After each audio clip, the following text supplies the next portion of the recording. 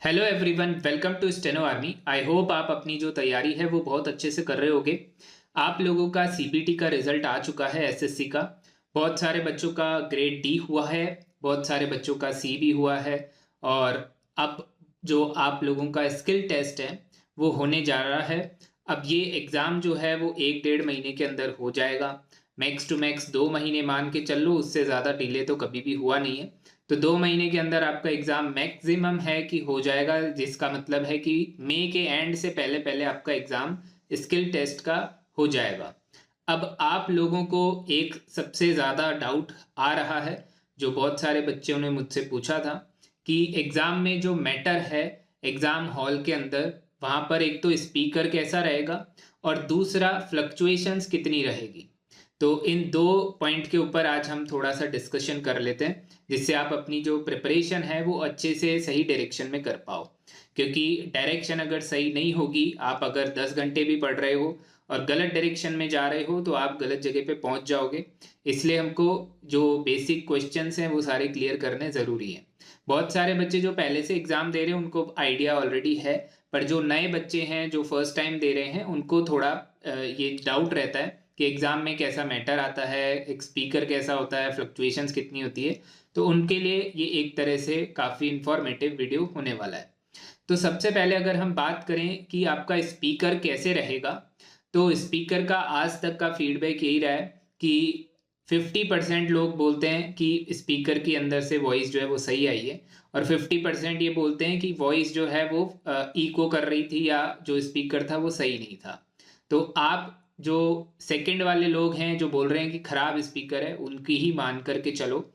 बहुत कम और बहुत रेयर चांसेस होंगे कि आपको बहुत अच्छा स्पीकर मिल जाए, पर चांसेस कम ही रहते हैं। हर बार स्पीकर जो है वो थोड़ा सा खराब ही रहता है। तो आप उसको खराब मान करके ही अपनी प्रिपरेशन जो है वो करते रहो। अगर आप घर में डिक्टेशन लिख रहे हो तो कोशिश करो कि जो आप मोबाइल से डिक्टेशन लिख रहे हो उसको थोड़ा सा दूर रख के लिखो, जिससे थोड़ा सा आपको घर में ही वो वाला फील जो है आने लग जाए। तो पहली चीज तो आप ये क्लियर करो। दूसरा आपको काम क्या करना है कि फ्लक्चुएशंस पे ध्यान देना है, और ध्यान नहीं भी देना है। कैसे? क्योंकि फ्लक्चुएशन जो है वो हर एग्जाम में होती ही है। किसी भी एग्जाम में अगर बोला गया है कि 80 WPM पे एग्जाम है तो वो फिक्स 80 पे कभी भी नहीं होता है। वो या तो 80 से लेकर के 85 पे जाएगा या 90 पे जाएगा, और कभी कभी वो 95 तक भी जाएगा। उससे ज़्यादा जो है वो कभी भी नहीं जाने वाला है कि आपको 80 का बोल के 100 का डिक्टेशन दे दें। तो 15 WPM मैक्स है जहां तक आपका फ्लक्चुएशन जाएगा। पर वो भी ऐसा नहीं है कि बहुत ज़्यादा देर तक वो फ्लक्चुएट करें। मान लो 10 सेकंड या 15 सेकंड का एक छोटा सा पैरा आपको बोला जो कि 95 पे बोल दिया, बाकी जो डिक्टेशन है वो 80 से 90 के बीच में जो है वो वेरी करेगा। तो आप अपनी प्रिपरेशन ऐसे समझ के चलो कि आपका 80 का एग्जाम नहीं है, आपका 95 का एग्जाम है। इसमें मैं थोड़ा आगे और क्लियर करूंगा, आपको और थोड़ा सा समझ में आएगा कि आपको और क्या करना चाहिए। अब इसके तीसरा पॉइंट जो है कि एग्जाम के अंदर मैटर जो है वो किस टाइप का आने के चांसेस हैं।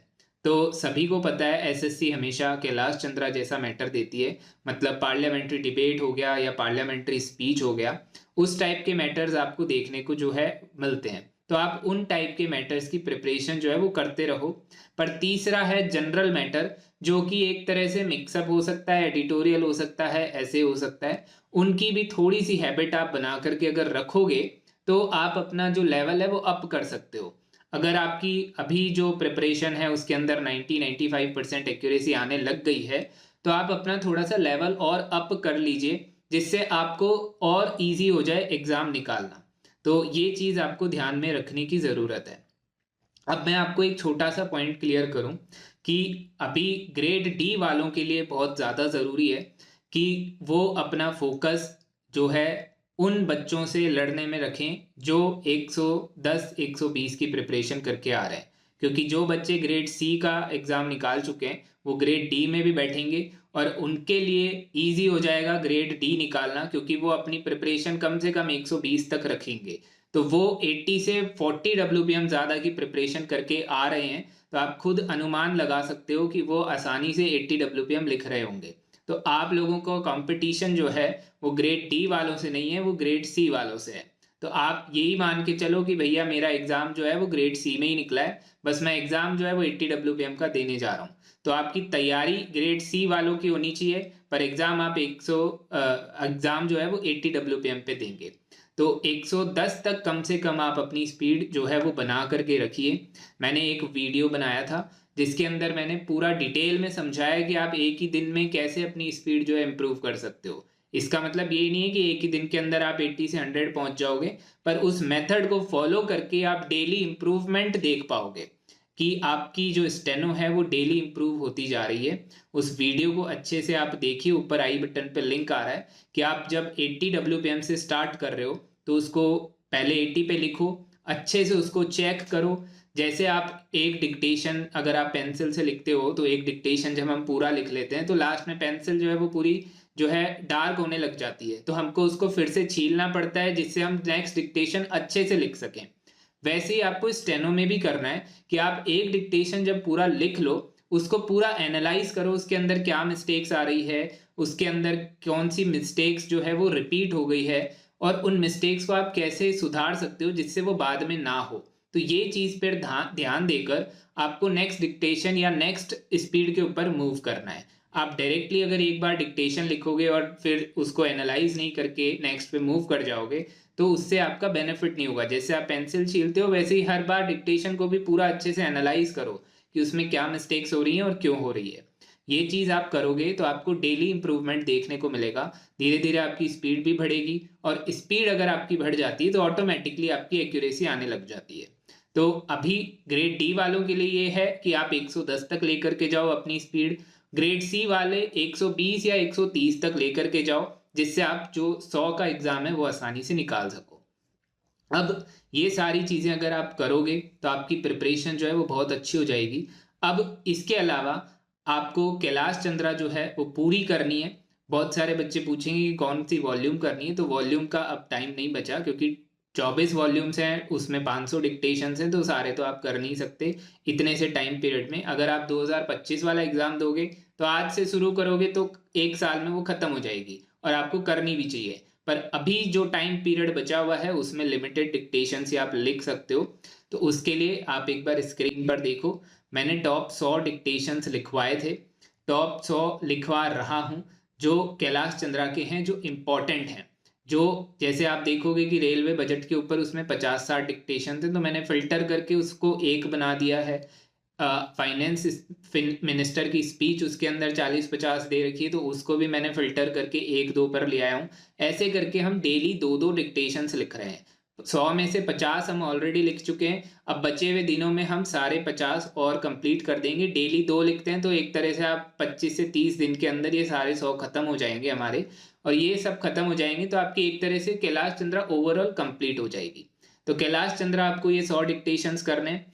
उसके अलावा मैं लेटेस्ट डिबेट्स और पार्लियामेंट्री स्पीचेस करवा रहा हूँ, क्योंकि एग्जाम के अंदर कैलाश चंद्रा का जो मैटर है उस टाइप का मैटर आता है जो कि लेटेस्ट में हो रहा होता है। क्योंकि कैलाश चंद्रा तो 30 साल पुरानी मैगजीन है, उसमें 1990 के डिक्टेशंस डले हुए हैं, वो मैटर्स तो आपको देंगे नहीं। वो लेटेस्ट में जो डिबेट्स और स्पीच चल रही हैं वहां से मैटर उठाते हैं, तो वो भी मैं आपको लिखवा रहा हूँ डेली एक मैटर, वो भी मैं लिखवाता हूँ। जैसे चंद्रयान 3 हो गया, प्रेसिडेंट्स एड्रेस हो गया, जो भी इंपॉर्टेंट चल रहा है, डिबेट चल रहे हैं, स्पीच चल रही है पार्लियामेंट में, डेली हम वो भी एक लिख रहे होते हैं। वो भी सेम कैलाश चंद्रा जैसा ही है, बस लेटेस्ट जो डिबेट्स हैं वो हम लिख रहे होते हैं। तो एक डिक्टेशन आपको मैं ये प्रोवाइड कर रहा हूँ। और इसके अलावा मिक्सअप मैटर मैं आपको लिखवा रहा हूँ। ये मिक्सअप मैटर बहुत ज़्यादा इंपॉर्टेंट है, जिनकी एक्यूरेसी 95 आने लग गई है कैलाश चंद्रा में या डिबेट और स्पीच के अंदर, उनको अब इस पे मूव करना चाहिए। मैंने स्टार्टिंग में भी बताया था, एक आपको विकसित भारत के ऊपर मैंने मैटर लिखवाया था, आपको ऊपर लिंक मिल रहा होगा, इस पीडीएफ को डाउनलोड करना टेलीग्राम से, इस मैटर को आप रीड करके देखना। इसको रीड करके देखोगे आपको पता चलेगा कि इस टाइप का अगर मैटर आप लिखने लग गए तो फिर आप कुछ भी लिख सकते हो, एग्जाम में कुछ भी आ जाए आप आराम से उसको टैकल कर पाओगे। तो वो मैटर्स भी मैं आपको डेली लिखवा रहा हूँ, एक एक जिससे आपकी प्रैक्टिस और ज़्यादा इम्प्रूव हो जाए। वो लिखने लग जाओगे तो सब कुछ आसान हो जाएगा। कोई सा ही एग्ज़ाम दे दो, जनरल मैटर भी आएगा तो भी आप इसको ईजिली लिख पाओगे। तो वो मैटर मैंने लिखवाया था, ऊपर जो लिंक अभी आपको दिखेगा उसको वहाँ से डाउनलोड करो, रीड करो। उसका डिक्टेशन आपको लाइव सेक्शन, जो हमारा चैनल का लाइव सेक्शन है उसमें मिल जाएगा, विकसित भारत का। उसको आप लिख करके देखना, वो आपसे लिखा भी जाएगा। थोड़ा जिनको प्रैक्टिस है वो लिख पाएंगे, थोड़ा अगर आपकी प्रैक्टिस कम है तो आप उसको थोड़ा सा डिफिकल्ट लगेगा। पर पहले आपको क्या करना है कि आपको कैलाश चंद्रा के 100 डिक्टेशन ये कंप्लीट करने हैं और स्पीच और डिबेट्स कंप्लीट करनी है। और फिर बाद में आपको पास अगर टाइम बचता है और आपकी स्पीड आ जाती है तो फिर आपको मिक्सअप मैटर पे भी थोड़ा मूव कर देना चाहिए। तो ये पूरा ओवरऑल आपका मैंने समझा दिया है कि एग्जाम हॉल के अंदर आपको कैसा देखने को मिलेगा, स्पीड में फ्लक्चुएशंस कैसी होगी, मैटर कैसा आएगा। ये पूरी ओवरऑल प्रिपरेशन आप अगर करोगे, 40-50 दिन आपके पास कुल मिला के बचे हुए होंगे। इन 50 दिनों के अंदर आप जितनी प्रिपरेशन हो सके, जितना जहाँ से मटेरियल मिले उस सारे मटेरियल को निकाल करके अपनी प्रिपरेशन अच्छे से करते रहो। बाकी आपको कोई डाउट हो, क्लास को ज्वाइन करना हो, तो आप मेरे को नीचे डिस्क्रिप्शन में व्हाट्सअप नंबर है, वहाँ से कांटेक्ट कर सकते हो। और ये साइड में जो वीडियो आ रहा है कि एक मैटर को कितनी बार लिखना चाहिए, वो देखिए, उससे आपको काफ़ी जो नॉलेज है वो मिलेगा। उसको देखने से आपकी स्पीड, एक्यूरेसी सब कुछ बढ़ेगी। तब तक के लिए सभी को बेस्ट ऑफ लक।